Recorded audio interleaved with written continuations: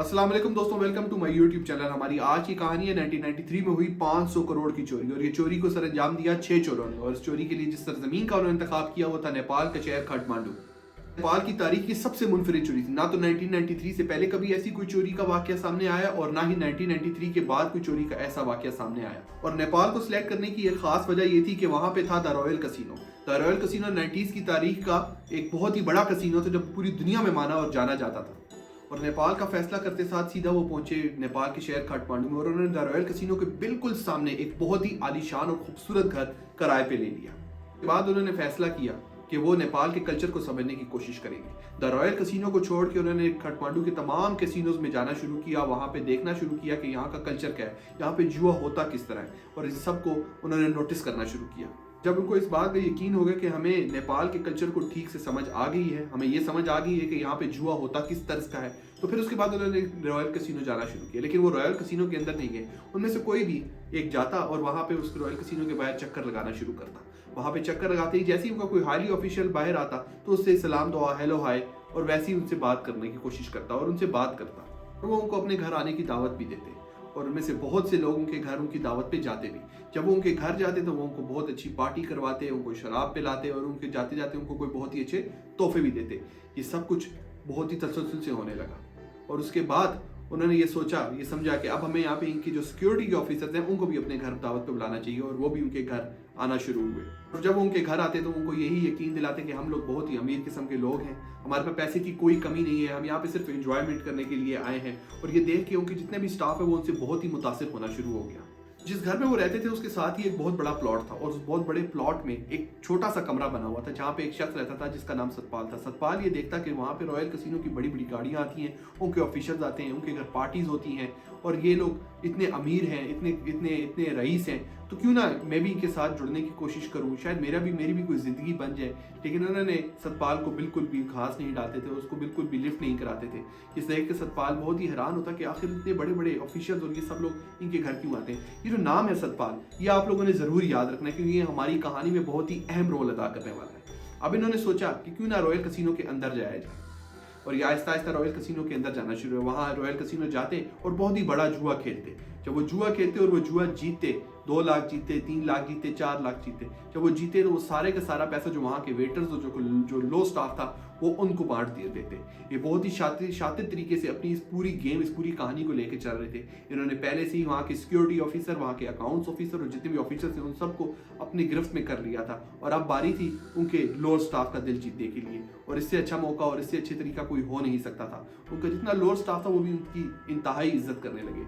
उनको ये समझ आने लगी कि ये लोग इंतहाई अमीर लोग हैं, यहाँ पे आते हैं, जुआ खेलते हैं, पैसा दे के हमें दे के और यहाँ से चले जाते हैं। और सेम इसी तरह जो उनका ऑफिशियल जो बड़े स्टाफ थे, जब वो उनके घर जाते तो उनको बताने की कोशिश करते कि हमारे कसिनो में ये होता है और इस तरह, तो वो उनको यही बात कह के टाल देते कि हमें आपके कसिनो में कोई इंटरेस्ट नहीं है, हम तो वहाँ पे सिर्फ एक गेम खेलने के लिए आते हैं, हमारे पास पैसा इतना है कि हमें 2 लाख 3 लाख से कोई फर्क पड़ता नहीं है। एक रात वहाँ पे उनके घर पार्टी चल रही थी और वो सब लोग नशे में धुत थे। सतपाल उनके घर के आसपास से गुजर रहा था तो उसने उनकी आवाज़ें सुनी कि जिसमें वो कह रहे थे कि हमारी ज़िंदगी बदलने वाली है, हमारी ज़िंदगी में बहुत बड़ा चेंज होने वाला है, हम बहुत अमीर होने वाले हैं। ये बात जब सतपाल ने सुनी तो उसका तजस्सुस और बढ़ गया कि आखिर ऐसा क्या काम है जो ये करने वाले हैं जिसके बाद ये इससे भी ज़्यादा अमीर हो जाएंगे।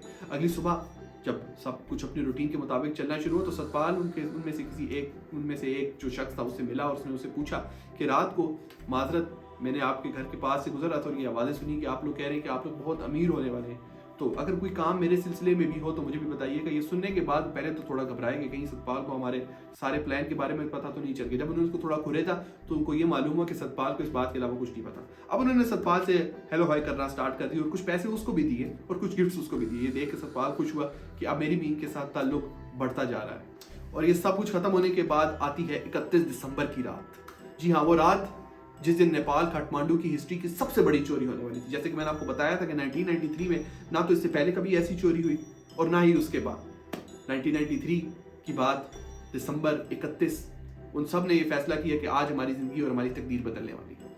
वो सब कैसीनो की तरफ चले, द रॉयल कैसीनो की तरफ। उनके पास कुछ असला भी था लेकिन उनकी सिक्योरिटी और बाकी लोगों से इतनी अच्छी जान पहचान और दोस्ती हो चुकी थी कि उन्होंने उनका खैर मकदम किया और उनको लेके अंदर चले गए। जब उनको लेके अंदर गए तो वहाँ पे करीब 200 से 250 लोग और भी थे जो वहाँ पे पहले से मौजूद थे। उन सबकी नजरें उनकी तरफ चलेगी कि आखिर ये कौन लोग हैं जिनको इतना प्रोटोकॉल, इतनी छोटे से लेके बड़े जितना भी स्टाफ है वो सब इतना प्रोटोकॉल दे रहे हैं। और उन्होंने बड़ी फॉर्मली तरीके से वहाँ पे जाते साथ जुआ खेलना स्टार्ट किया। जितने भी वहाँ पे कहते हैं बड़े बड़े टेबल्स पे जो सबसे बड़ा जुआ हो रहा था वो वही 6 खेल रहे थे। ये देखने के बाद लोगों का तजस्सुस और बढ़ता चला जा रहा था कि आखिर ये लोग हैं कौन। जैसे ही 12 बजने के करीब हुआ टाइम तो उनमें से एक रोस्टरम पे गया, उसने वहां पे जाके अनाउंसमेंट की कि आज यहाँ पे जितने हमारे गेस्ट आए हुए हैं इनको हम अपना गेस्ट समझते हैं, तो आज की यहाँ पे रात को जितना खाना और शराब आप लोग पियेंगे वो हमारी तरफ से आप लोगों की गिफ्ट है, क्योंकि रात हमारे लिए बहुत बड़ी होने वाली है। ये कह के वो नीचे आया। 12 बजे खूब हल्लड़ गुल्ला हुआ, सब ने गेम्स खेलना दोबारा स्टार्ट की, इंजॉय हो रहा था, अपनी न्यू ईयर अपनी पीक पे पहुंचा हुआ था। तो वो लोग अपने साथ काठमांडू की एक बहुत ही बेहतरीन बेकरी और बहुत ही बेहतरीन स्वीट शॉप से कुछ मिठाई के डब्बे लेके आए हुए थे। उनमें से वो जितने लोग थे उन सबको उन्होंने ये ऐलान किया कि ये जो मिठाई है ये हमारी तरफ से आप सबके लिए और आप सब जरूर खाएं, क्योंकि वो इतनी अच्छी कंपनी की और इतनी अच्छी ब्रांड की थी कि वहाँ पे जितने भी वेटर से जब उनके आगे उनकी मिठाई रखी जाती तो वो सब हंसी खुशी वो मिठाई खाते। लेकिन कुछ ही देर बाद मिठाई ने अपना असर दिखाना शुरू किया। आहिस्ता आहिस्ता सब लोग बेहोशी में जाते गए और कुछ ही देखते देखते सब लोग बेहोश हो गए। लेकिन उनमें से उनका जो एक सिक्योरिटी ऑफिसर था और एक जो उनका जो वहाँ पे हायर अथॉरिटी था वो इतने अपने होश में थे कि उनको समझ आ रही थी कि सब कुछ क्या हो रहा है। तो उन्होंने अपना असला निकाला और उनको कहा कि ये जितने लोग हैं 200-250 इनको एक हॉल में बंद कर दिया जाए। उनके पास करने के लिए और कुछ वजह थी नहीं और उन्होंने उनको लेके एक हॉल में और एक कमरे में बंद कर दिया। अकाउंट्स ऑफिसर को लेके वो नीचे जहाँ पे उन्होंने सारा पैसा एक तहखाने के अंदर रखा हुआ था वो वहाँ पे उसको लेके जब वहाँ पे पहुंचे तो उन्होंने देखा और उनकी आंखें फटी की फटी रह गई। उनको ये नहीं पता था कि यहाँ पे 500 करोड़ है। जो एस्टीमेट उन्होंने लगाया था उनके एस्टीमेट के मुताबिक वहाँ पे कोई 200 से 300 करोड़ होने वाला है, लेकिन 200 करोड़ एक्स्ट्रा। जब उन्होंने वो पैसा देखा उन्हीं बैग में वो पैसा डालना शुरू किया। तेजी से वो पैसा उसमें भर रहे थे और अपनी गाड़ी में लोड करते जा रहे थे। वो पैसा गाड़ी में डाला और एक जैसी 2 गाड़ियां एयरपोर्ट की तरफ रवाना कर दी। अब उन्होंने नेपाल काठमांडू का जो फैसला किया तो वो फैसला किया ही इसलिए था कि काठमांडू और नेपाल ये जो मुल्क है नेपाल ये ऐसा है कि यहाँ पे भी रिश्वत बहुत आम है। वहाँ पे उन्होंने कस्टम्स के ऑफिसर्स को तमाम तर पैसा खिलाया हुआ था कि हमारे कोई 6 से 8 बैग आएंगे जो कि आपने यहाँ से रवाना करने हैं जमाइका के लिए। अब वो दोनों गाड़ियाँ एयरपोर्ट की तरफ रवाना है और जब वो रवाना हुए तो पुलिस को भी रिपोर्ट होगी कि इस तरह से 2 गाड़ियाँ जो हैं वो एक गाड़ी जो है वो, क्योंकि पुलिस को इसी बात का पता था कि वहाँ पे एक गाड़ी है जो वहाँ पे जा रही है, लेकिन हकीकत में वहाँ पे 2 गाड़ियाँ मौजूद थी। जब वहाँ पे निकले पुलिस उनके पीछे थी, लेकिन उन्होंने बहुत ही शातिर तरीके से 8 के 8 बैग्स कस्टम्स को वहाँ पे दिए और कस्टम्स ने वो क्लियर करके लोड कर दिए जहाज़ पे, जो जहाज़ जमाइका की तरफ जा रहा था। अब वहाँ पे पुलिस उनके पीछे थी। जब पुलिस उनके पीछे लगी तो उन्होंने वो गाड़ी भगा ली और वो भगाते भगाते एक नदी के अंदर उन्होंने वो गाड़ी फेंक दी और वो खुद भी उस नदी के अंदर डूब गए।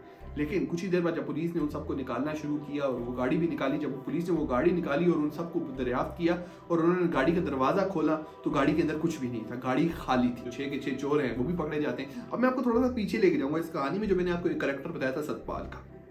अब सतपाल ये देखना शुरू करता है कि काफ़ी दिनों से इस घर में कोई पार्टी नहीं हो रही, जो यहाँ पे लोग थे वो भी नज़र नहीं आ रहे। वहीं मीडिया पे और न्यूज़ एजेंसी पे खबर चलती है कि रॉयल कैसीनो में एक बहुत बड़ी चोरी हुई है। तो सतपाल की जो कान है वो खड़े हो जाते हैं और वो सोचता है और वो देखना शुरू करता है कि आखिर ये माजरा ये वाकया है क्या। वो 24 घंटे उस घर पे नज़र रखना शुरू करता है कि अब कोई ना कोई तो ऐसा होगा जो इस घर में ज़रूर वापस आएगा। कुछ ही दिन गुजरते हैं तो वहाँ पे एक डाकी है जो डाक लेके उस घर में वहाँ पे आता है और सतपाल उस डाक को फौरी तौर पे वहीं पे उठा लेता है और उनको उस डाक वाले को यही कहता है कि ये जो डाक है ये आप मुझे दे दें, क्योंकि ये जो मेहमान है ये कहीं बाहर गए और काफ़ी दिनों से वापस नहीं है, वो जैसे ही आएंगे तो मैं ये दे दूंगा। उस टाइम कोई जो ये कुरियर सर्विस हैं ये कोई इतनी इस तरह की थी नहीं कि जब तक वो इन हैंड दिया नहीं जाता था। उस आदमी ने भी कहा कि चलो मेरा भी टाइम बच जाएगा। उसने वो कुरियर जो है वो सतपाल को दे दिया। जब सतपाल ने उस कुरियर को खोल के देखा तो उसके अंदर लिखा हुआ था कि इस जमाइका में इस एड्रेस पे जो आपके जो लगेज है, जो बैग्स हैं वो पहुँच गए हैं। और साथ ही नीचे जो स्टैंप हुई थी जिसमें लिखा हुआ था कि आप लोगों की रजामंदी से जो आप लोगों ने कहा था कि जो भी इस लेटर को लेकर सबसे पहले आएगा वो तमाम के तमाम बैग, वो तमाम का तमाम ऑर्डर उसको दे दिया जाएगा। अब सतपाल फौरी तौर पे उस काम को इम्प्लीमेंट करने में लग जाता है। जी हाँ, जो आप सोच रहे हैं बिल्कुल ठीक सोच रहे हैं। सतपाल पूरी तरह से कोशिश करता है। वो 3 से 4 दिन के अंदर वो जमाइका का वीज़ा टिकट लेके सीधा जमाइका पहुँच जाता है। वो जब जमाइका जाता है तो जो लिखा हुआ एड्रेस होता है, जब वो जहाँ पे जाके दरवाजे को नॉक करता है और देखता है कि दरवाजे में से कौन बाहर आएगा, तो काफ़ी देर इंतजार करने के बाद जब दरवाज़ा खुलता है तो वहाँ पे एक बूढ़ा सा शख्स है जो बाहर आया है और उसने उससे पूछा कि क्या यहाँ पे कोई ऑर्डर, कोई बैग्स जो यहाँ पे आने थे वो आए हैं। तो उस बूढ़े शख्स ने कहा नहीं, यहाँ पे तो कोई ऐसा ऑर्डर नहीं आया। तो सतपाल थोड़ा और का सांस लेता है और फौरी तौर पे उस कुरियर सर्विस उस जगह पे वो उस लेटर को लेके चला जाता है और वहाँ जाके वो रसीद पेश करता है और कहता है कि जो मेरा ऑर्डर है वो आप प्लीज़ मुझे दे दें। वो साथ के साथ बैग्स सतपाल को दे दिए जाते हैं। यहाँ पुलिस इन्वेस्टिगेट कर रही है कि आखिर वो पैसा कहाँ गया और वो जो चोर हैं वो भी खामोश हैं। उन्होंने अपना जब्त का मुजाहरा किया हुआ है कि हम नहीं बताएंगे और वो कहते हैं कि जब हमारी गाड़ी में से कोई ऐसी चीज़ निकली नहीं है और सीसीटीवी कैमराज उस टाइम होते नहीं थे तो आप या तो बताएं कि आखिर हमारे पास से कोई चीज़ बरामद हुई हो या कोई ऐसी चीज़ आपने देखी हो, तो तब तो आप हम पे क्लेम कर सकते हैं, लेकिन हमारे पास कुछ है नहीं, हमारे पे एक झूठा इल्ज़ाम है।